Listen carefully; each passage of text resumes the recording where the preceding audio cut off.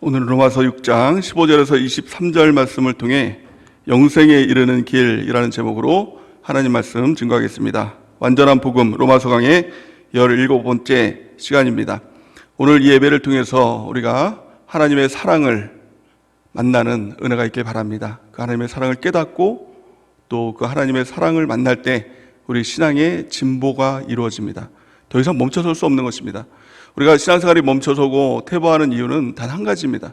하나님의 사랑을 잃어버릴 때 우리의 열심이 의무가 되고, 그리고 무엇을 하든지 억지가 되는 것이죠. 해야 되니까 하는 일이 되는 것입니다.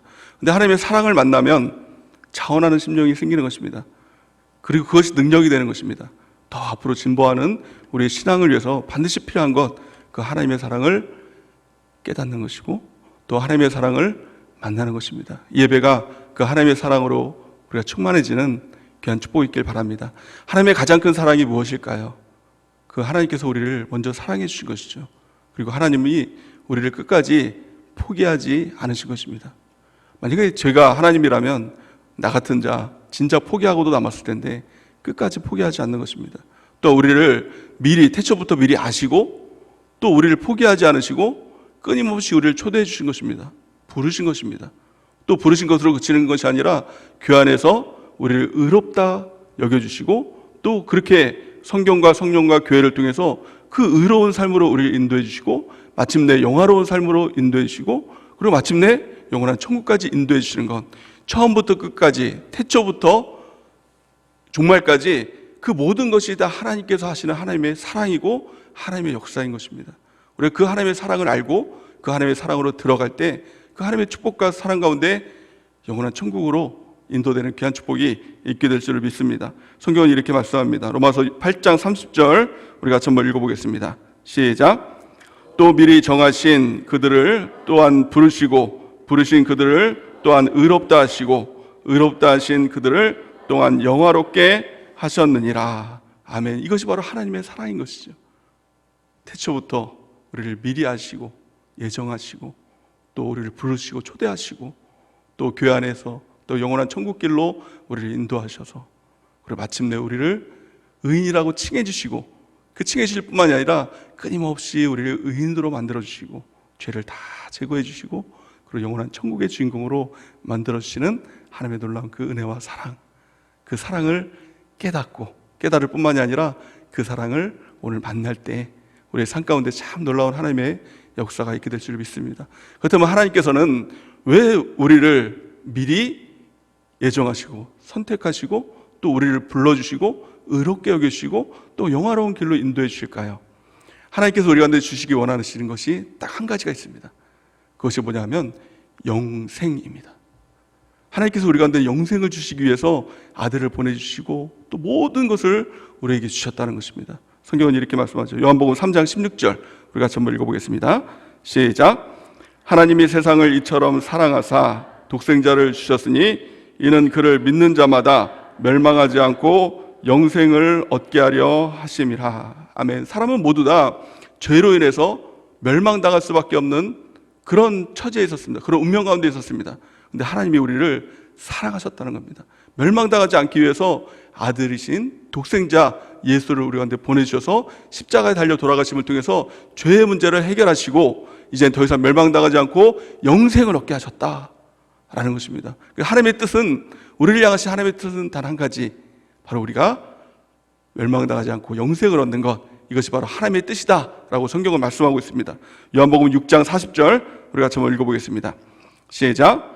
내 아버지의 뜻은 아들을 보고 믿는 자마다 영생을 얻는 이것이니 마지막 날에 내가 이를 다시 살리리라 하시니라. 아멘. 내 아버지의 뜻은 아들을 보고 믿는 자마다 영생을 얻는 것, 이것이 하나님의 소원이고 하나님이 우리를 향하신 뜻이다라는 것입니다. 어떻게 영생을 얻습니까? 그 아들을 보고 믿는 것입니다. 독생자 예수를 믿는 것이죠. 예수님 믿는 것, 그럴 때 우리가 영생을 얻게 되는 것입니다. 예수님 믿는다는 것은 무엇입니까? 예수님의 존재를 믿는 것이 아닙니다. 예수님이 역사적으로 살아계셨다, 역사적인 인물이다, 이것을 믿는 것이 아닙니다. 이건 당연한 사실입니다. 예수님께서는 역사 가운데 계셨고 또 지금도 존재하고 계십니다. 이것은 사실인 것이죠. 우리가 믿는 것은 예수님이 나의 구원자이시다 라는 것을 믿는 것이고, 예수님이 나의 주인이십니다 라는 것을 믿는 것입니다. 이것이 구원입니다. 또한요, 예수님이 나의 구원자이고 예수님이 나의 주인이시니 예수님께서 하신 말씀, 그 말씀을 믿는 것이고, 그 말씀이 곧 하나님이시라는 것을 믿는 것이고, 그 말씀에 순종하는 것, 이것이 곧 믿음인 것입니다. 그 믿음을 통해서 우리가 영원한 천국에 들어가는 것, 우리가 영생을 얻게 되는 것입니다. 그렇다면 영생이 무엇일까요? 영생에 반대되는 말, 그것을 성경은 죽음이다 이렇게 말씀하고 있죠. 그래서 죄의 삭은 사망이다. 그 죄로 인해서 사망이 있고, 또 예수님을 믿음을 통해서 영생이 있다는 것입니다. 그 영생이라는 개념과 사망이라는 개념이 어떤 개념일까요? 사람들은 종종 이것을 시간의 개념으로 봅니다. 그 영생을 영원히 사는 것이라고 얘기를 하고, 또 사망은 그냥 죽는 것이라는 것을 얘기합니다. 근데 가만히 바라보면, 이것을 시간적인 개념으로 바라보면 이해가 되지 않는 것이 있죠. 사람은 누구나 다 영원히 삽니다. 죽어서 천국에서 영원히 살든지 지옥에서 영원히 살든지 영원히 사는 것입니다. 그러니까 이것은 시간적인 개념이 아니라 죽는 것도 마찬가지죠. 이 육신이 죽지만 영혼은 죽지 않는 것입니다.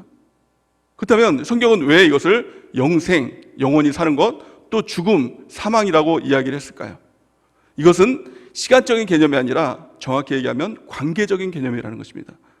하나님이 아담에게 너가 선악과를 먹지 말라, 선악과를 먹으면 정령 죽으리라 라고 이야기를 했습니다. 근데 아담은 그것을 먹으면 내가 육신으로 죽나? 그래서 고민하다가 결국에는 마귀의 게임에 빠져서 그것을 먹으면 하나님처럼 될 수 있다는 유혹 가운데 그것을 먹었습니다. 그런데 어땠습니까? 죽었습니까? 안 죽었습니까? 그 육신은 죽지 않았습니다. 근데 문제는 하나님께서 너가 정령 죽으리라 라고 했던 그 죽음의 의미를 몰랐다는 겁니다. 그 죽음의 의미가 무엇입니까?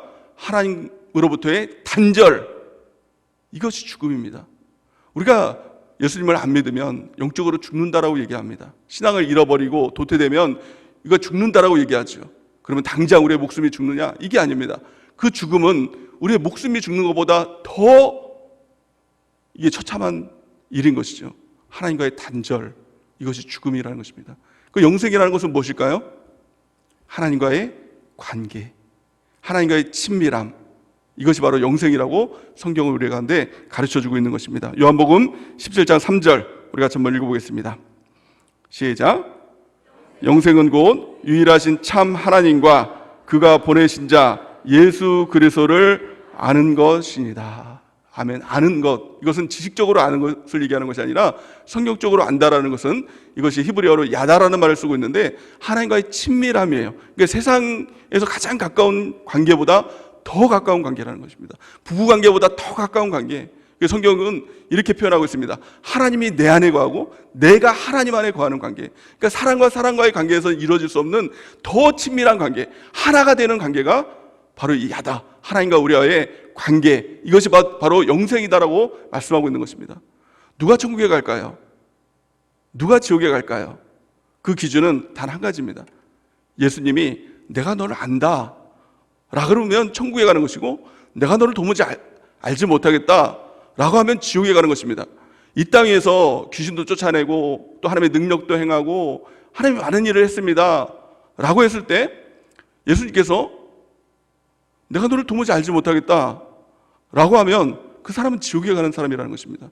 그렇다면 상식적으로 예수님이 모르는 사람이 있을까요? 예수님은 전지전능하시고 모든 사람을 다 아시는데 지식적으로 모르는 사람이 있을까요? 한 사람도 없을 것입니다. 그런데 예수님께서 내가 너를 도무지 알지 못하겠다라고 말씀하시는 것은 친밀함의 관계를 얘기하고 있는 것입니다. 너는 이 땅에서 나와 전혀 교제를 하지 않았다. 나는 모르는 존재로 살았다라는 것을 이야기하고 있는 것이죠.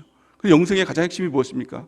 하나님을 아는 것, 하나님께 친밀하게 나가는 것, 또 하나님께 가까이 나가는 것, 말씀과 기도로 거룩해짐을 통해서 하나님께 더 가까이 나가는 것, 이것이 바로 영생의 관계를 맺는 것입니다.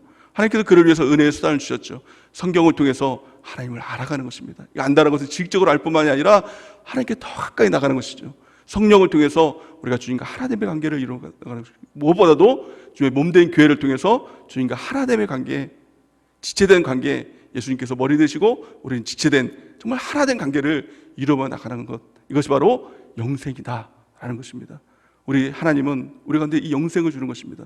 그래서 정확한 영생의 뜻은 하나님과 친밀한 가운데 하나님과 함께함을 통해서 영원한 천국, 거기서 영원히 사는 것, 이것이 바로 영생인 것입니다.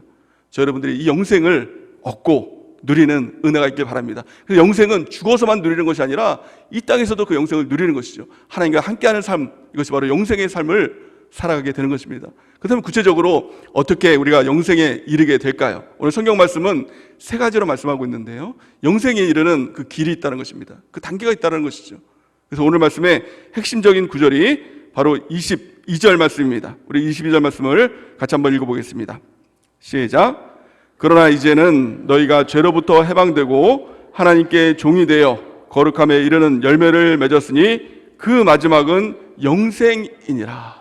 아멘. 우리가 영생에 이르기 위해서 반드시 기억해야 될 말씀인 것입니다. 반드시 암기해야 될 말씀이죠. 반드시 묵상해야 될 말씀인 것입니다. 가장 첫 번째는 무엇입니까? 우리가 예수님을 믿고 십자가의 그 은혜, 그것을 경험하게 되면 예수님이 나의 주인 되시고 예수님이 나의 구원자가 되실 때 가장 첫 번째 나타나는 그 영생의 길, 그것은 죄로부터 해방되는 것입니다. 죄를 이기는 자가 되는 것이죠. 죄를 안 짓는 자가 되는 것이죠. 사람들은 이렇게 얘기를 합니다. 죄는 세력이 있는데요, 사람들은 이렇게 얘기하죠. 죄를 안 져야 됩니다. 이제 예수님 믿으면 죄를 끊어야 됩니다 라고 하면 반드시 나오는 말이 있습니다. 사람이 어떻게 죄를 안 질 수 있어요? 이런 말을 하게 되죠. 근데 그게 아주 틀린 말은 아닙니다. 여기서 말하는 사람이 누굽니까? 죄의 세력 가운데 있는 사람. 예수님을 만나기 전에, 예수님으로부터 구원받기 이전의 사람들은 죄를 지을 수밖에 없는 사람인 것이죠. 그 세력 가운데 있는 것입니까? 그 죄에 순종할 수밖에 없는 사람이죠. 그러나 예수님을 믿는 순간 우리가 그 죄로부터 구원을 받게 되는 것입니다. 세상으로부터, 마귀로부터 구원을 받게 돼서 이제는 죄를 이기는 사람, 죄를 안 짓는 사람으로 해방받게 되는 것입니다. 그래서 오늘 본 말씀 이렇게 말씀하고 있습니다. 15절 말씀 우리 같이 한번 읽어보겠습니다. 시작.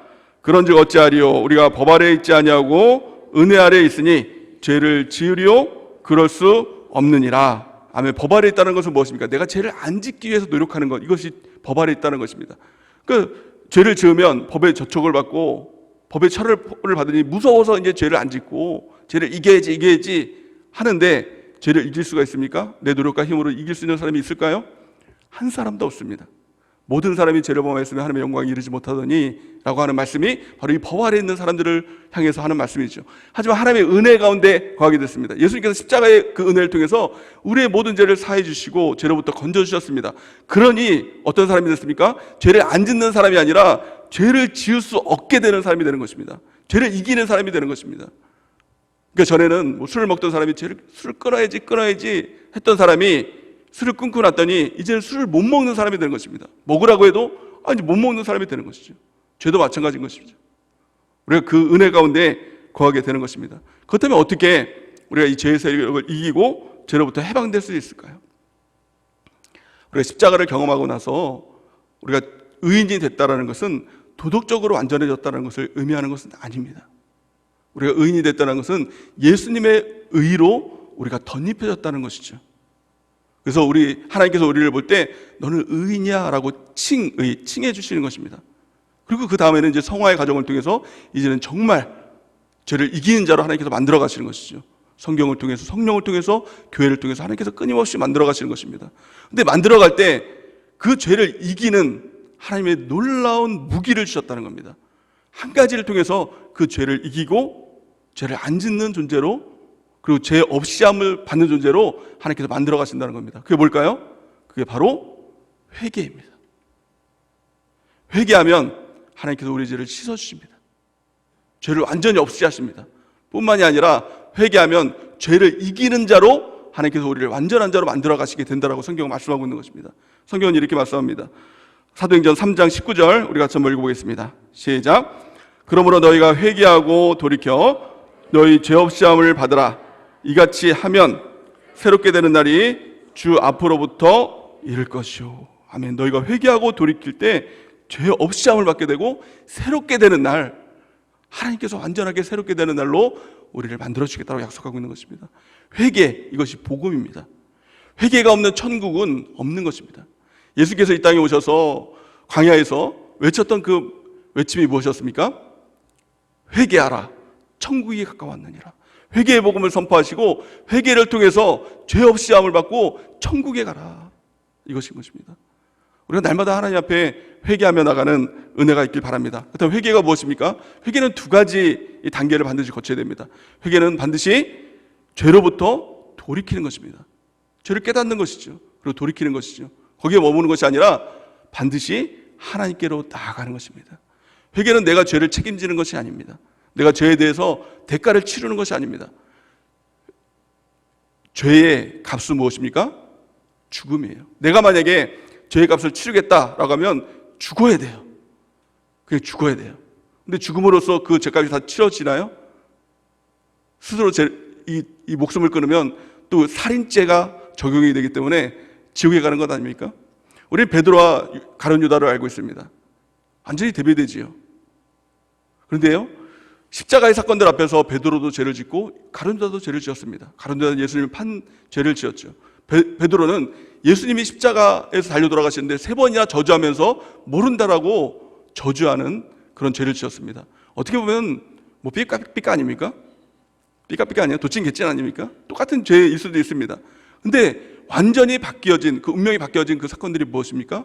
가룟 유다는 스스로 그것을 깨달았어요. 아, 이것이 죄악이구나 라고 해서 은 30냥을 이 제사장에게 던지고 그 죄를 깨달으니 어떻게 할 바를 모르겠는 것입니다. 그러니까 스스로 그 죄를 책임을 지겠다고 생각하고 몸매달아 죽게 되죠. 그래서 영원한 지옥에 가게 됩니다. 하지만 베드로는 무엇입니까? 그것을 깨닫고 주님을 기다립니다. 마침내 주님이 그를 찾아와 주시죠. 만나 주시죠. 그리고 주님 앞에 회개하며 돌이킵니다. 우리도 마찬가지입니다. 죄는 죄로부터 돌이키고 주님께로 돌아오는 것. 근데 가장 정확한 의미는 주님이 우리를 찾아와 주시고 회개의 기회를 주시는 것입니다. 그럴 때 우리가 회개하고 주님 앞에 순종하며 나가는 것. 그럴 때 우리가 온전하게 죄악의 씻김을 받는 것입니다. 우리 하나님께서 우리를 초대하십니다. 그 초대의 가장 큰 의미는 무엇일까요? 우리가 회개하고 돌이키라. 이것이 하나님의 초대이고 하나님의 우리를 향한 권면인 것입니다. 이사야 55장 7절 우리가 한번 읽어보겠습니다. 시작. 악인은 그의 길을, 불의한 자는 그의 생각을 버리고 여호와께로 돌아오라. 그리하면 그가 긍휼히 여기시리라. 우리 하나님께로 돌아오라. 그가 너그럽게 용서하시리라. 아멘. 우리가 죄가 있을 때 우리는 주님께로 돌이키는 것입니다. 깨닫고 돌이키는 것입니다. 그래서 긍휼하심을 받고 때를 따라 돕는 은혜를 얻게 하여 은혜의 보좌 앞에 담대히 나가는 것. 있는 모습 그대로. 하나님, 내가 죄인입니다. 이 집던한 탕자가 뭐 돈 벌어서 아버지께로 오겠다, 좀 번듯하게 해서 아버지 그런 자격을 가지고 오겠다라고 하면 평생 못 오는 것입니다. 그 모습 그대로, 망가진 모습 그대로 아버지께로 나올 때 그 아버지께서 맞아주시고 씻어주시고 새롭게 하시는, 아들로 맞아주시는 그 은혜는 다 하나님께서 하시는 것입니다. 우리가 해야 될 것은 돌이켜 주님께로 나가는 것. 이것이 진정한 회개인 것입니다. 오늘도 우리가 회개하며 주님께로 돌이키는 은혜가 있길 바랍니다. 그래서 정확히 말하면 죄가 있어서 지옥에 가는 것이 아니라 회개하지 않아서 지옥에 가는 것입니다. 우리는 늘 죄 가운데 있을 수 있습니다. 하지만 중요한 것은 날마다 회개하는 것입니다. 그럼 몇 번 회개하면 하나님께서 그 회개를 받아주실까요? 몇 번까지 할 수 있을까요? 베드로가 예수님께 나와서 누군가 나에게 잘못하면 몇 번 용서를 해줘야 될까요? 물어봅니다. 질문을 하죠. 7번 하면 될까요? 완전 숫자 7번, 하루에 7번씩. 대단한 의지죠. 근데 예수님께서는 7번뿐만이 아니라 7번에 70번까지도 용서해라 이렇게 말씀합니다. 그래서 곱해봤더니 77에 49, 490번입니다. 그러면 490번까지 용서하고 491번째는 용서하지 못하고 정죄하고 죽여버려야 되느냐? 그게 아니라 끝까지 용서하라는 것입니다. 7, 완전한 숫자에 70, 완전하게 용서하고 끝까지 용서하라 라는 것을 말씀하고 있는 것이죠. 이게 큰 은혜가 되는 것은 하나님께서, 예수님께서 사람에게 이 용서를 명령하셨다는 것은 예수님도 그렇게 사람을 용서해 주겠다는 것입니다. 회개하고 돌이키면 7번에 70번까지, 아니 끝까지 완전하게 용서해 주겠다고 말씀하고 있는 것입니다. 그런데 죄가 있을 수 있죠. 또 쉽게 말하면 남자분들 중에 술 먹는 분 있을 수 있을 것입니다.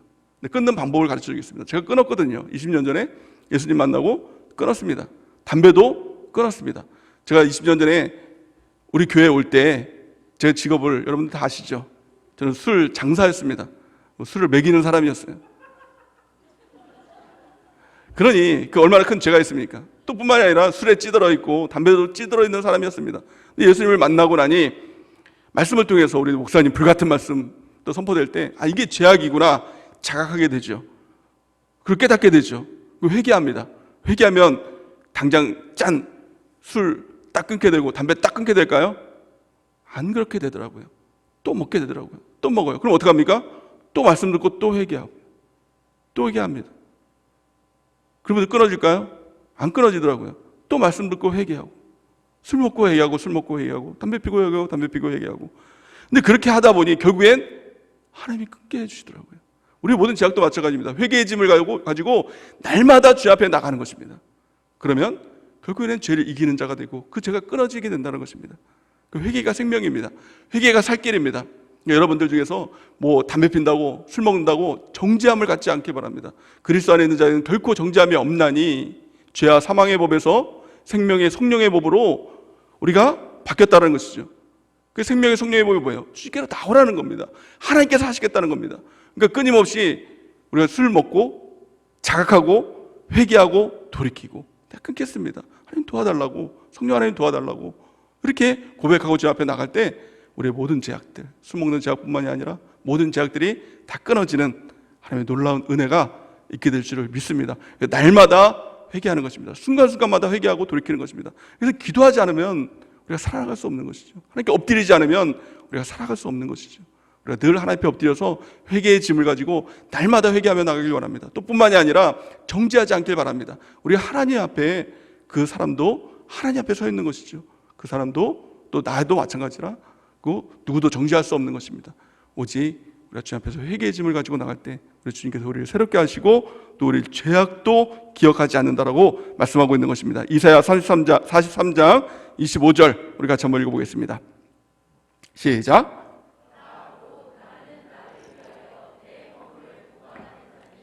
내 죄를 기억하지 아니하리라. 아멘. 우리 하나님께서도 우리의 죄를 기억하지 않겠다. 회개하는 자들에게 주시는 놀라운 은혜인 것입니다. 오늘도 우리 주 앞에 나와서 회개하는 은혜가 있길 바랍니다. 우리가 예배드리는 이유도 사실은 큐티하고 믿음의 일기를 쓰는 이유도 또 하나님 앞에 기도하는 이유도 사실은 단 한 가지입니다. 회개하고 돌이켜서 주 앞으로 나갈 때 그것이 주님과의 사귐이 되는 것이고 주님 앞에 하나가 되는 귀한 은혜와 축복이 있게 될 줄 믿습니다. 두 번째 영생에 이르는 길이 무엇입니까?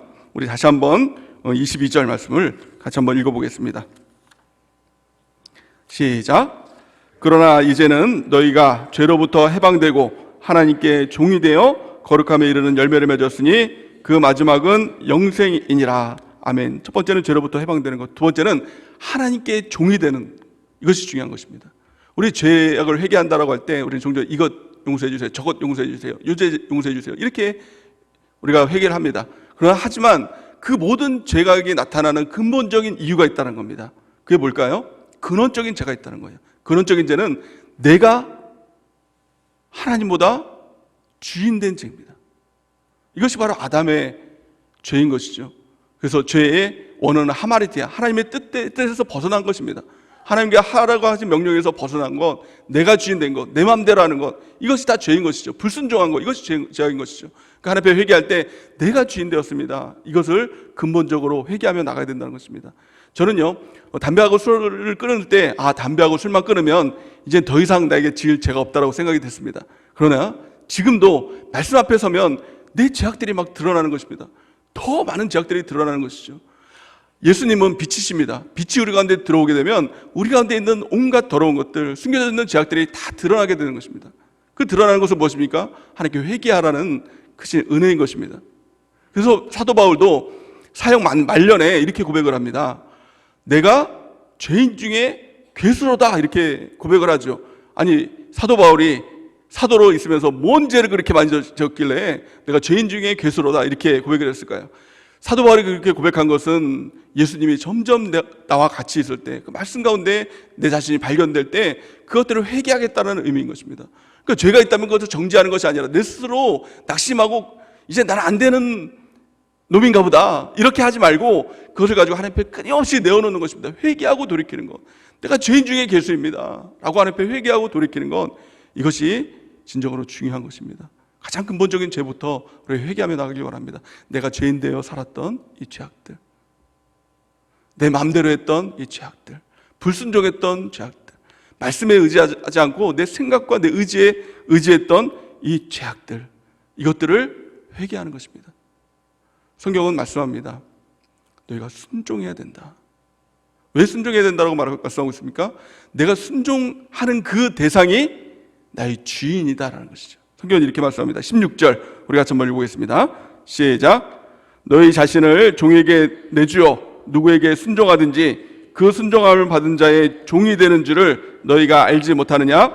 혹은 죄의 종으로 사망에 이르고 혹은 순종의 종으로 의에 이르느니라. 아멘. 우리는 예수님을 주여 주여 이렇게 부릅니다. 근데 성경은 주여 주여 하는 자마다 천국에 들어갈 것이 아니요 다만 아버지의 뜻대로 하는 자가 천국에 들어갈 것이다 이렇게 말씀합니다. 우리가 하나님을 향해서는, 예수님을 향해서는 주님이라고 부르면서 여전히 내 뜻대로 행하고 있는 것입니다. 또 예수님을 주인이라고 얘기하고 있는데 사실 주인은 딴 데 있는 것입니다. 우리가 그 주인을 알 수 있는 방법이 뭘까요? 그것은 바로 영향입니다.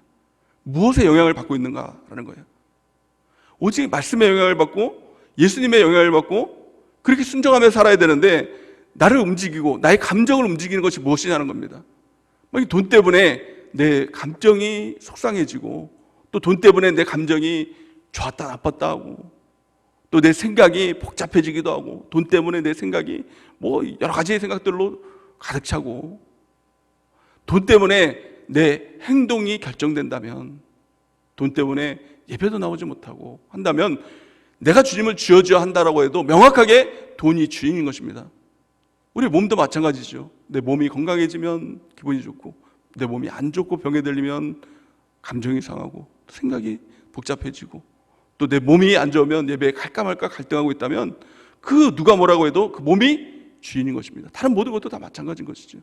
우리는 오직 하나님께 영향을 받아야 된다는 것입니다. 나의 감정도, 나의 생각도, 나의 행위도 오직 말씀으로 영향을 받고 말씀에 순종하는 자가 될 때 하나님이 나의 주인이 되고 나는 하나님의 종이 되는 삶을 살아갈 수 있는 것입니다. 그리고 하나님의 말씀 앞에 우리는 절대 순종하고, 하나님의 말씀 앞에 즉각 순종하고, 하나님의 말씀 앞에 완전한 순종을 이룰 때 온전하게 하나님의 주인 된 삶을 살아가게 될 줄을 믿습니다.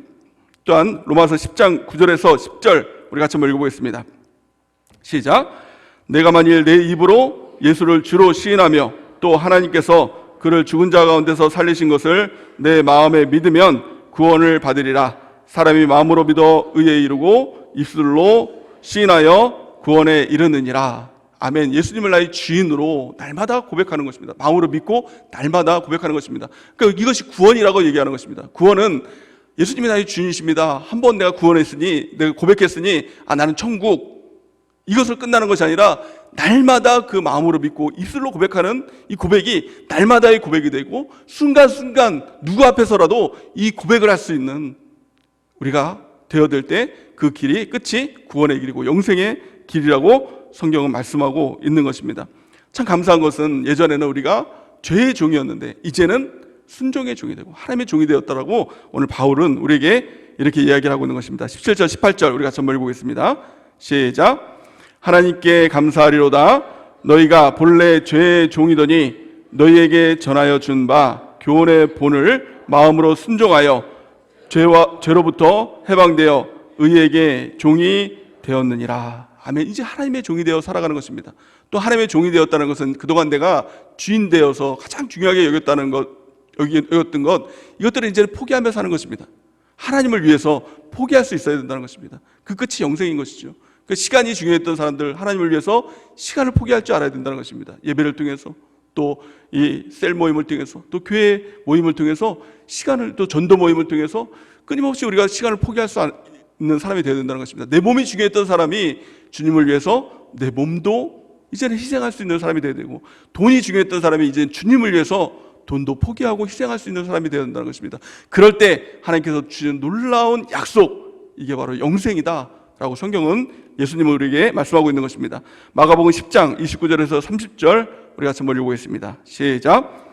예수께서 이르시되 내가 진실로 너에게 이르노니 나와 복음을 위하여 집이나 형제나 자매나 어머니나 아버지나 자식이나 전토를 벌인 자는 현세에 있어 집과 형제와 자매와 어머니와 자식과 전토를 100배나 받되 박해를 겸하여 받고 내세에 영생을 받지 못할 자가 없느니라. 아멘. 주님을 위해서 살아가면 주님께서 우리를 위해서 책임져 주시는 삶, 영생까지도 책임져 주시는 그 삶으로 우리를 인도해 주신다는 것입니다. 먼저 그의 나라와 의를 구하면 이 모든 것을 너에게 더해 주시겠다라고 약속하고 있는 것입니다. 우리 주님을 위해서 이 땅에서 사실 우리가 가치 있게 있다라고 여겼던 것들, 이런 것들을 포기하고 주님을 위해서 살아가는 은혜가 있길 바랍니다. 구원의 삶이 무엇입니까?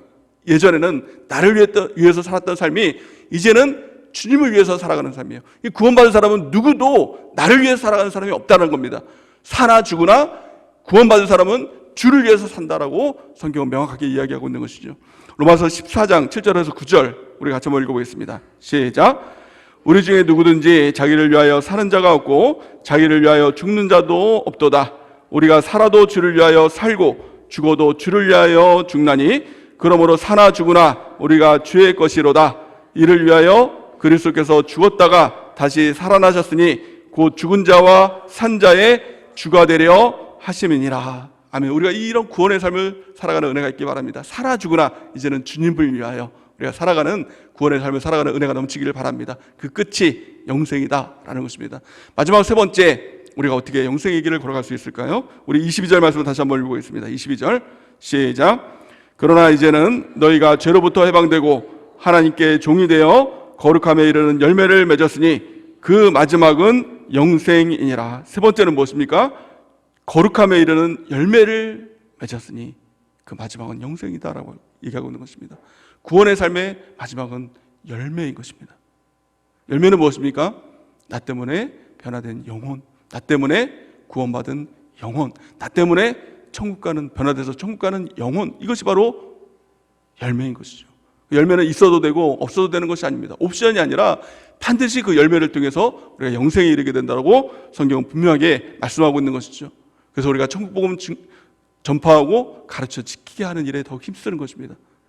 또 우리 교회를 통해서 전도하고 또 양육하고 돌보는 일에 전심전력해서 나가야 될 이유, 이것이 바로 영생과 관련이 있기 때문에 그렇다는 것입니다. 또한요, 열매 맺는 삶을 위해서 가장 핵심적인 것이 있습니다.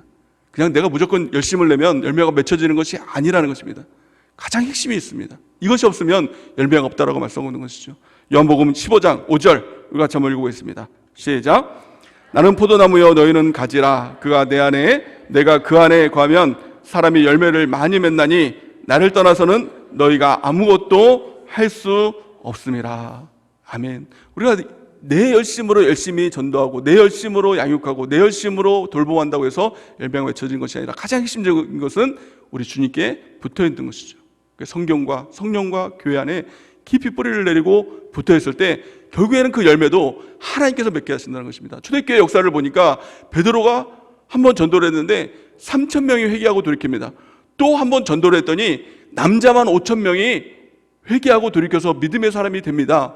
그것이 단지 숫자적인 부흥이 아니라 그 사람들이 믿고 침례받고 천국 가는 사람이 됐다는 겁니다. 남자만 5,000명이라는 것은 이 당시 때는 그 성인 남자만을 숫자로 쳤죠. 남녀소까지 다 하면은 2만 명이나 되는 사람이 하루아침에 구원을 받고 침례를 받고 이 천국 백성 되는 놀라운 역사가 일어나게 됐다는 것입니다. 이와 같이 하나님의 역사는 제한이 없는 것입니다. 지금 이 시대를 어떤 사람들은 이 전도가 사라진 시대라고 이런 말을 합니다.